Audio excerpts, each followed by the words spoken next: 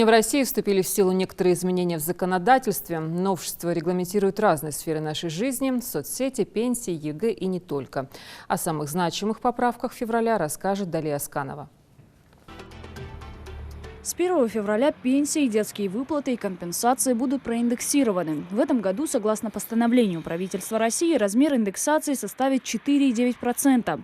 Изменятся выплаты у инвалидов, ветеранов боевых действий, ликвидаторов Чернобыля, героев Советского Союза и других категорий федеральных льготников. Всего порядка 15 миллионов человек. Также на 4,9% увеличится стоимость набора социальных услуг. Это путевки в санатории и обеспечение лекарствами. Ну а для выпускников школ сегодня последний день, чтобы подать заявление на участие в ЕГЭ 2021 года. Заявления принимаются от выпускников этого года и прошлых лет. Для поступления в вуз необходимо сдать ЕГЭ по русскому языку. Остальные экзамены на выбор. Если планов на высшее образование нет, выпускник должен лишь написать контрольную по русскому языку и математике.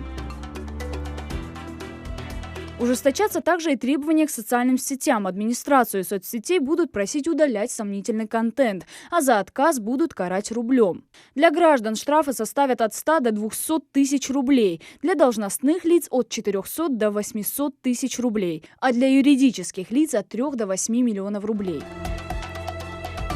Всех любителей усовершенствовать свой автомобиль ждет новое препятствие. Разрешение на тюнинг не удастся получить, если заключение испытательного центра и протокол проверки не будут обнаружены в специальном реестре. В случае, если работы с машиной уже проведены, а требующиеся документы не в порядке, ГИБДД просто не выдаст свидетельство о проведении осмотра авто.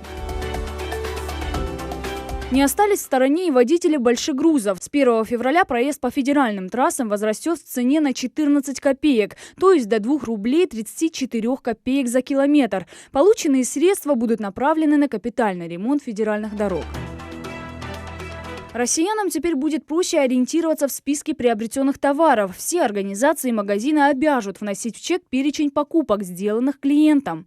А за нарушение ведут штраф от 1,5 до 3 тысяч для должностных лиц и от 5 до 10 тысяч рублей для организаций. Незаконно тоже очень важное изменение, которое ждет нас в феврале. Из-за Дня защитника Отечества придется отработать лишний день. Он выпадет на субботу 20 февраля. Далее следует 3 выходных с 21 по 23 включительно. А в среду 24 февраля уже пора выходить на работу. Далия Асканова, Новости 24.